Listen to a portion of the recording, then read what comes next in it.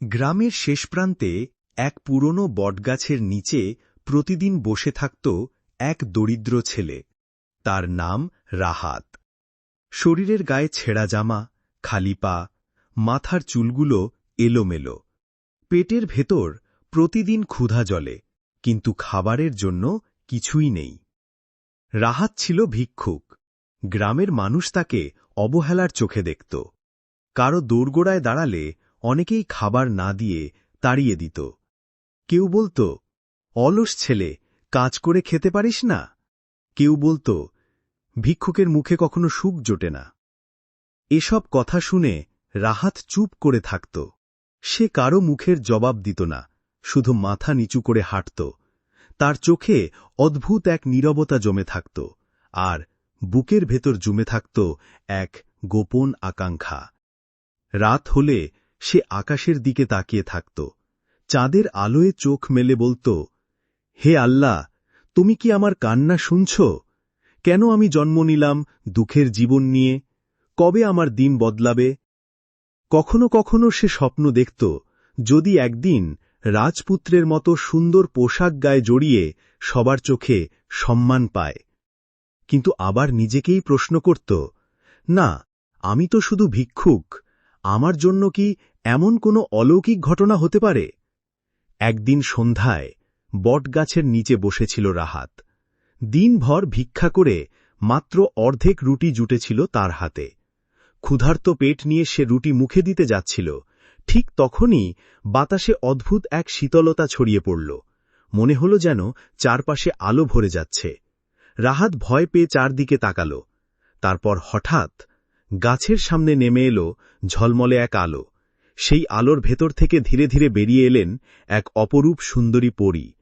তার গায়ে সাদা রঙের ঝলমলে পোশাক, চোখ দুটো তারার মতো উজ্জ্বল, চুলগুলো কোমর পর্যন্ত ঝরে পড়ছে। তিনি যখন হেসে তাকালেন, মনে হল চারপাশের ফুলগুলো হঠাৎ প্রাণ ফিরে পেল। রাহাত ভয়ে কেঁপে কেঁপে বলল, তুমি তুমি কে? তুমি কি মানুষ নাকি স্বপ্ন? পরী মৃদু হেসে উত্তর দিল, আমি আকাশ থেকে এসেছি, আমি পরী। তুমি যে কষ্ট পাও, আমি তা অনেক দিন ধরে দেখছি।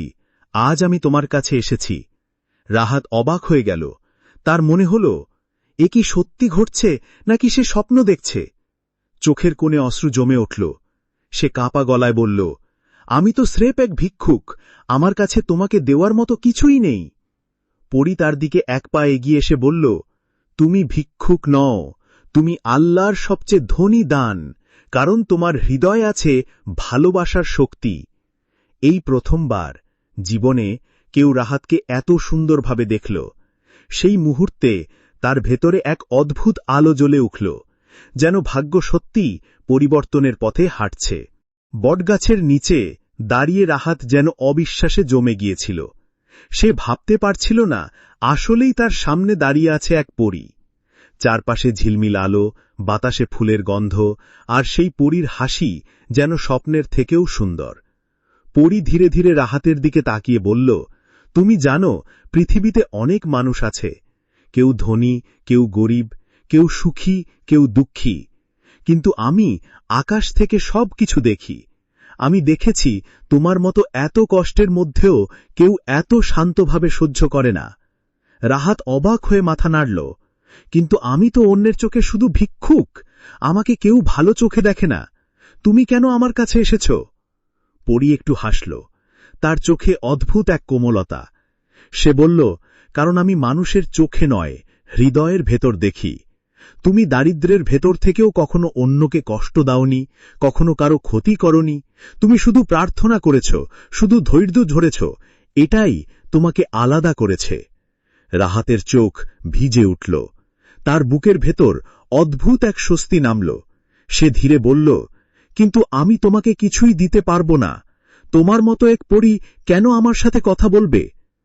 পরী মৃদু হেসে উত্তর দিল, ভালোবাসা কি কিছু পাওয়ার জন্য হয়? না, ভালোবাসা হয় হৃদয়ের টানে। তুমি হয়তো গরিব, কিন্তু তোমার ভেতরে আছে যে সোনার হৃদয়, সেটাই তোমার আসল সম্পদ। এই কথা শুনে রাহাত প্রথমবারের মতো বুক ভরে নিঃশ্বাস নিল। সে অনুভব করল, এতদিনের কষ্টের ভেতর হঠাৎ যেন আলো জ্বলে উঠছে। সেদিন রাতটা কেটে গেল দুজনের কথোপকথনে। রাহাত বলল তার শৈশবের কথা, কিভাবে অল্প বয়সেই সে মা বাবাকে হারিয়েছে, কিভাবে একা একা রাস্তায় বড় হয়েছে, কিভাবে গ্রামবাসী তাকে তুচ্ছ করে দেখত। পরী মন দিয়ে সব শুনল, তার চোখে জল চলে এলো। সে ফিসফিস করে বলল, তুমি এত কষ্ট সহ্য করেও তোমার হৃদয় এত নির্মল রয়ে গেছে, এটাই প্রমাণ তুমি কতটা শক্তিশালী। রাহাত বিস্ময়ে তাকিয়ে বলল, শক্তিশালী? আমি তো শুধু ভিক্ষুক, দিনভর খাবারের জন্য মানুষের দরজায় দাঁড়াই। পরী তার হাতটা আলতোভাবে ধরে বলল, না রাহাত, তুমি শক্তিশালী, কারণ তুমি কখনো হাল ছাড়োনি। তুমি বেঁচে আছো, প্রার্থনা করছো, স্বপ্ন দেখছ। যে মানুষ স্বপ্ন দেখতে জানে সে কখনো সত্যিকারের গরিব হয় না। এই কথাগুলো রাহাতের হৃদয়ে বজ্রপাতের মতো আঘাত করল। তার মনে হল প্রথমবার কেউ তাকে সম্মানের চোখে দেখল। রাত গভীর হল, চাঁদের আলো চারপাশে ছড়িয়ে পড়ল। রাহাত আর পরী পাশাপাশি বসে রইল বটগাছের নিচে। তাদের কথার ফাঁকে ফাঁকে তৈরি হল এক অদ্ভুত বন্ধুত্বের বাঁধন। রাহাত অনুভব করল তার একাকী জীবনে অবশেষে কেউ এসেছে যে তাকে ভিক্ষুক নয়, একজন মানুষ হিসাবে গ্রহণ করেছে। এভাবেই শুরু হল এক ভিক্ষুক ছেলে আর এক পরীর অদ্ভুত বন্ধুত্ব, যা ধীরে ধীরে ভালোবাসার পথে এগিয়ে যাবে। পরের দিন ভোরেই রাহাত পথে নামল। সে জানত গ্রামে ফিরে গেলেই তার আগের কষ্ট ও অবহেলার মুখোমুখি হতে হবে। কিন্তু সেই সকালটা আলাদা ছিল, কারণ তার পাশে আছে সেই অপরূপ পরী, যিনি তার চোখে চোখ রেখে বলেছিলেন, তুমি আলাদা, তুমি মূল্যবান। রাহাত এবং পরী গ্রামের পথে হাঁটতে শুরু করল। গ্রামবাসী তাদের দেখে অবাক। কেউ বলল, এই ভিক্ষুক ছেলেটা কি কার সঙ্গে হাঁটছে? কেউ হেসে বলল, অদ্ভুত দেখায়, যেন স্বপ্ন থেকে কেউ বেরিয়ে এসেছে। কিছু মানুষ আঙুল তুলেও বলল, দেখো, এটো ধনী বা সুন্দর কেউ ভিক্ষুকের সঙ্গে কথা বলছে না, নিশ্চয়ই কিছু রহস্য আছে। রাহাত কাঁপতে কাঁপতে দাঁড়াল। সে জানত গ্রামবাসী তাকে ঠপাতে পছন্দ করে, কিন্তু পরী তার হাত শক্ত করে ধরে বলল, ভয় করো না, আমি তোমার পাশে আছি। কেউ তোমার ভালোবাসার বা মর্যাদাকে আঘাত দিতে পারবে না। গ্রামবাসীর অবহেলা এবং হাসির মধ্যেও রাহাত অনুভব করল এক অদ্ভুত শক্তি। তার মন বলল, যদি এই পরী পাশে থাকে, আর কারোর কথায় আমার বিশ্বাস নড়ে না, আমি অদম্য। সেদিন দুপুরে গ্রামের বাজারে তারা পৌঁছল। রাহাত দেখল দোকানদাররা তাকে অমন চোখে দেখছে, যেন সে কোনো অপরাধ করেছে। কেউ খাবারের জন্য টুকরো রুটি দিতে অস্বীকার করল। কেউ বলল, এই ভিক্ষুক ছেলেটার জন্য আমাদের সময় নষ্ট হবে না। রাহাত ভয় পেয়েও হাল ছাড়ল না। পরী তার পাশে দাঁড়িয়ে বলল, তুমি কেউ শোনো না, তোমার মন বলছে যা সেটাই করো। তুমি ভিক্ষুক হতে পারো, কিন্তু হৃদয়বান মানুষ হওয়াটা অনেক বড় ব্যাপার। রাত হলে রাহাত এবং পরী গ্রাম থেকে একটু দূরে নদীর ধারে বসল। নদীর জল শান্তভাবে বয়ে যাচ্ছিল। চাঁদ তার প্রতিফলন ছড়াচ্ছিল জলে। রাহাত বলল, পরী, আমি আজ বুঝতে পারছি পৃথিবী আমাকে বুঝতে চায় না, কিন্তু তোমার চোখে আমি এক মানুষ, এক প্রিয়জন। পরী তার কাঁধে হাত রেখে বলল, ঠিক তাই, পৃথিবীর সবাই তোমাকে ভুল বুঝুক না কেন, আমি তোমাকে জানি, আমি জানি তোমার হৃদয় কতটা বিশুদ্ধ। সেদিন রাতটা তারা নদীর ধারে গল্প করল। রাহাত শেয়ার করল গ্রামের কুৎসিত কথাবার্তা। পরী শুনল ধৈর্য ধরে। তারপর ধীরে ধীরে তাদের হৃদয় মিলতে শুরু করল। পরী বলল, রাহাত, তুমি শুধু ভিক্ষুক নও, তুমি যে ধৈর্য, সহানুভূতি, ভালোবাসার শক্তি ধারণ করছ, সেটাই তোমার আসল সম্পদ। যদি তুমি মনে রাখো এই সত্য, কেউ তোমার মূল্য কখনো কমিয়ে দিতে পারবে না। রাহাত কেঁদে ফেলল, কিন্তু এবার কষ্টের নয়, এই কাঁদা আনন্দের, স্বীকৃতির। সে বুঝতে পারল তার জীবনে প্রথমবার কেউ তাকে সত্যিই মূল্যবান মনে করছে। চাঁদের আলোয় নদীর পানি ঝলমল করছে। রাহাত এবং পরী হাত ধরে বসে আছে। গ্রামের অবহেলা, কুৎসিত মন্তব্য সব যেন দূরে হারিয়ে গেছে। এখন শুধু তাদের বন্ধুত্ব, তাদের হৃদয়ের সংযোগ। পরের কয়েকদিন ধরে রাহাত আর পরী একসাথে সময় কাটাতে লাগল। গ্রামের মানুষ যতই অবহেলা করুক, তাদের হৃদয় যেন একেবারে আলাদা এক জগতে। সকালে সূর্য উঠলে তারা নদীর ধারে বসত, গল্প করত, হাসত, কখনো কখনো চুপচাপ নীরবভাবে একে অপরের চোখের দিকে তাকাত। রাহাত বুঝতে পারছিল তার জীবনের প্রতিটি দিন এখন অন্যরকম। পূর্বে তার হৃদয় শুধু কষ্টের জন্য ছিল, এখন সে অনুভব করছিল ভালোবাসার উষ্ণতা। প্রত্যেক মুহূর্তে তার চোখে পরীর ছবিটা ভেসে উঠত। একদিন বিকালে রাহাত নদীর ধারে বসে চুপচাপ বলল, পরী, আমি জানি আমি ভিক্ষুক, কিন্তু তুমি আমার পাশে থেকে আমাকে মানুষ হিসাবে দেখছ। আমি কত খারাপ মানুষ হতে পারতাম, অথচ তুমি আমাকে ভালোবাসছ। পরী ধীরে ধীরে রাহাতের হাত ধরল। রাহাত, আমি তোমাকে ভালোবাসি, তোমার হৃদয়বান প্রকৃতিকে। তুমি জানো না, সত্যিকারের ভালোবাসা কখনো ধন বা সৌন্দর্যের সঙ্গে সম্পর্কিত নয়। এটাই আমাদের গল্পের মূল কথা। রাহাতের চোখে অশ্রু ঝরে পড়ল। আমি কি সত্যি তোমার মতো একজনকে দিতে পারব? সে কাঁপা গলায় বলল। পরী হেসে বলল, ভালোবাসা চাওয়া নয়, অনুভব করা। আমরা একে অপরের হৃদয়কে অনুভব করি, সেটাই যথেষ্ট।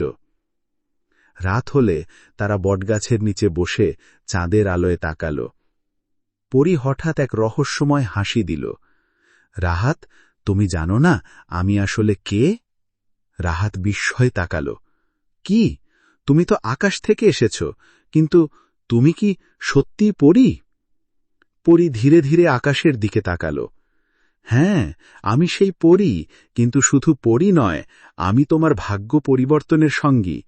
যে হৃদয়ে এত নিখাদ ভালোবাসা ধারণ করে, তাকে আমি স্বপ্ন দেখাতে এসেছি। আমি শুধু তোমার কষ্ট কমাতে নয়, তোমার আসল পরিচয় প্রকাশ করতে এসেছি। রাহাতের মন ভরে উঠল বিস্ময়ে। আমার আসল পরিচয়? সে অবিশ্বাসে বলল, আমি তো শুধু ভিক্ষুক, আমার কোনো শক্তি বা মর্যাদা নেই। পরী তার হাত শক্ত করে ধরে বলল, না রাহাত, তুমি খুব শক্তিশালী। তুমি সহ্য করেছ, প্রার্থনা করেছ, হৃদয় দিয়ে ভালোবাসা জানিয়েছ। আজ সেই সমস্ত শক্তি তোমার ভিতর প্রকাশ পাবে। হঠাৎ চারিপাশে ঝলমল আলো ছড়িয়ে পড়ল। রাহাত বিস্ময়ে চোখ মেলে তাকাল। তার ছেঁড়া জামা আর নিকষ রূপ ধীরে ধীরে সোনালী পোশাকে রূপান্তরিত হল। তার খালি পা ঢেকে গেল স্যান্ডেলের মতো নরম চামড়ার জুতোতে। রাহাত যেন এক মুহূর্তে রাজপুত্রের মতো রূপ পেল।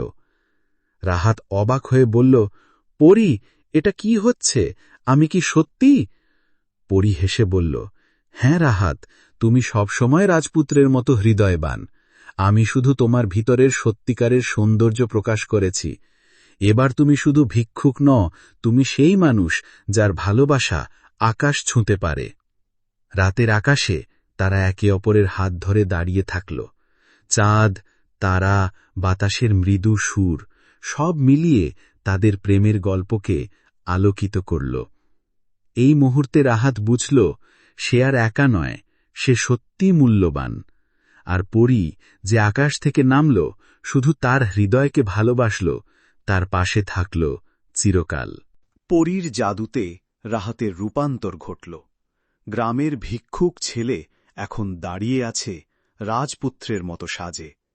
তার চোখে ভয় নেই, তার কণ্ঠে দ্বিধা নেই, তার হৃদয়ে শুধু ভালোবাসার শক্তি। পরীর পাশে দাঁড়িয়ে সে বলল, তুমি আমাকে নতুন জীবন দিলে, কিন্তু আমি চাই না শুধু আমার রূপ বদলাক, আমি চাই আমার ভাগ্যও বদলাক। আমি চাই মানুষ আমাকে আর অবহেলার চোখে না দেখে একজন মানুষ হিসেবে চিনুক। পরী মৃদু হেসে উত্তর দিল, সেটা তোমার হাতেই আছে রাহাত। তুমি যদি নিজের শক্তিকে চিনতে পারো, তবে পুরো পৃথিবী তোমাকে সম্মান করবে। পরদিন গ্রামে ফিরল তারা দুজন।